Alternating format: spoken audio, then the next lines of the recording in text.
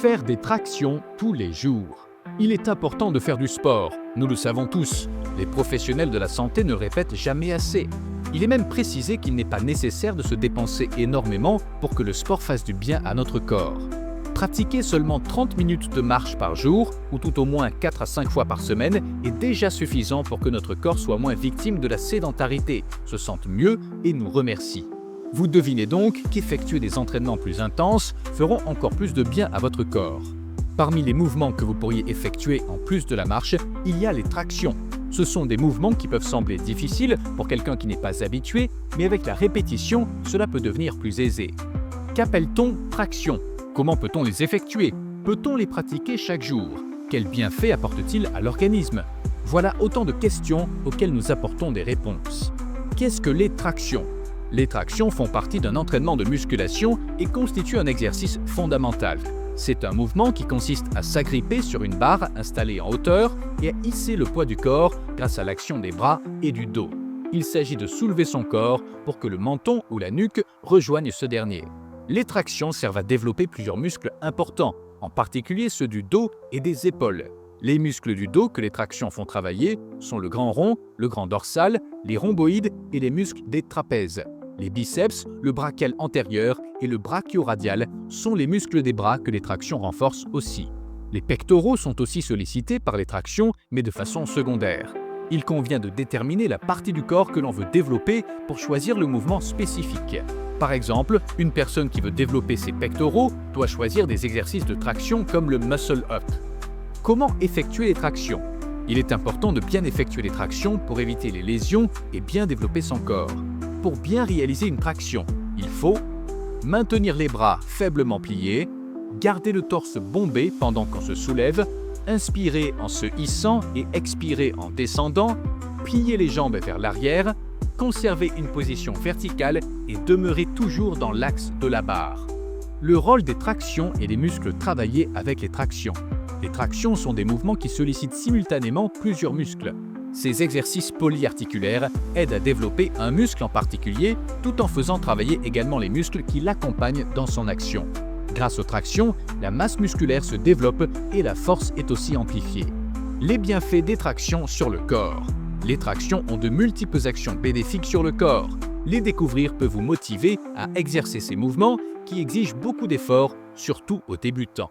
Bienfait numéro 1, la préparation à l'effort. Quand une personne veut débuter une séance d'entraînement, son corps est au repos et n'est pas prêt pour faire face aux efforts exigés par l'entraînement. Son corps éprouve des difficultés à travailler. Il n'arrive pas à effectuer des actions qui nécessitent de l'agilité et de la fluidité. C'est en cela que l'échauffement est important pour préparer le corps à l'effort. Les tractions constituent de bons mouvements pour échauffer le corps. Les tractions sont des mouvements propices à l'échauffement des muscles et des articulations. Grâce aux tractions, la température du corps augmente et le corps ainsi que le système nerveux fonctionnent plus aisément. En se servant des tractions pour s'échauffer, on assouplit les muscles et les tendons et on prévient les risques de blessures. Bienfait numéro 2, l'utilisation d'exercices variés. Un intérêt des tractions est qu'ils permettent de varier les exercices. Cette diversification permet de travailler l'ensemble du buste. Par exemple, les tractions en pronation, en prise marteau ou en supination permettent d'effectuer différents mouvements. Vous pouvez aussi effectuer des genoux suspendus ou faire un relevé de jambes afin de solliciter la partie abdominale. Bienfait numéro 3, le renforcement du dos. Les muscles dorsaux sont les premiers muscles que les tractions mobilisent. En renforçant le dos, les tractions apportent des bienfaits multiples à l'organisme. Les lésions sont évitées, la colonne vertébrale est protégée et la posture améliorée. Bienfait numéro 4, acquisition du muscle et dépense de calories. Les tractions sont déjà des mouvements intenses. Leur intégration dans des entraînements de haute intensité comme le cross-training garantit une grande consommation d'énergie. Nul besoin de préciser que la graisse sera ainsi brûlée pendant plusieurs heures et le métabolisme sera stimulé. La prise de masse musculaire constitue un autre avantage d'effectuer des tractions. Bienfait numéro 5, un taux de testostérone développé. La production de testostérone peut être favorisée par l'activité sportive et ce sont les exercices polyarticulaires comme les tractions qui sont priorisés. La testostérone est une hormone qui est très utile pour le corps. Grâce à elle, les propriétés physiques masculines apparaissent. Elle augmente la croissance musculaire en encourageant la production de cellules sanguines et de protéines. Bienfait numéro 6, un physique équilibré. Lorsqu'on fait de la musculation, il faut s'assurer d'effectuer un entraînement équilibré. Sinon, on court le risque de déstabiliser le corps et d'accroître les risques de blessures.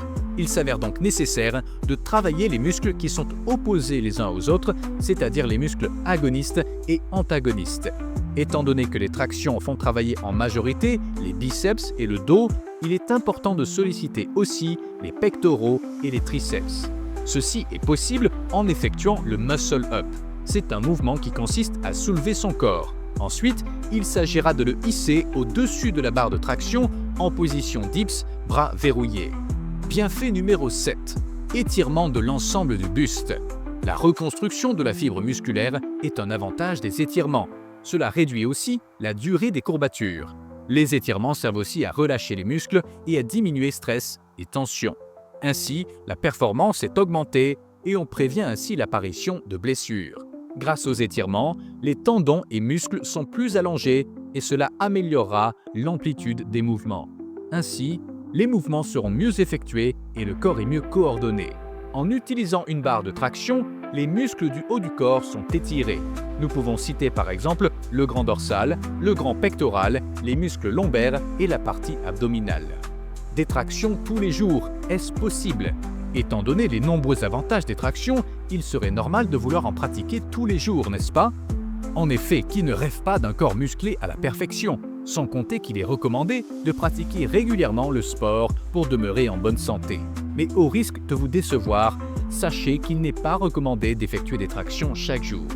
Cela pourrait provoquer beaucoup de courbatures, un surentraînement ainsi qu'un physique déséquilibré. En faisant des tractions au quotidien, vous vous réservez des courbatures pour au moins les 2 premières semaines, le temps de vous habituer à une telle intensité. Bien sûr, la durée des courbatures dépendra de votre niveau sportif. Et en attendant de vous adapter, les courbatures auront un impact sur l'accomplissement de vos tâches quotidiennes. Les courbatures peuvent être aussi le signe d'une mauvaise récupération et d'un surentraînement. Les risques d'inflammation ou de déchirure sont aussi augmentés, du fait que c'est le même groupe musculaire qu'on sollicite chaque jour pour un exercice composé. Un autre risque encouru, en effectuant des tractions chaque jour, est d'avoir un physique asymétrique, car les tractions privilégient certains muscles. Alors, si l'on n'est pas prudent, on se retrouvera avec des muscles comme le grand dorsal, plus développés que d'autres, comme les deltoïdes postérieurs et les trapèzes. Non seulement vous risquez d'avoir l'apparence d'un alien, mais plus grave, vous pourriez accroître les risques de blessures. Une surcompensation musculaire peut survenir, car des muscles plus développés essaieront de compenser la faiblesse de muscles moins développés. Il est donc recommandé de faire des tractions 2 fois par semaine en s'assurant d'une bonne récupération. Cette dernière passe par une alimentation équilibrée et une nuit de 8 heures de sommeil. Cependant, le nombre de tractions à faire par séance et le nombre de séances peut varier selon la personne. Vous êtes d'accord qu'un débutant ne peut pas enchaîner le même nombre de tractions qu'une personne avancée dans la pratique. Le nombre de séances par semaine dépendra aussi des objectifs que vous voulez atteindre avec les tractions.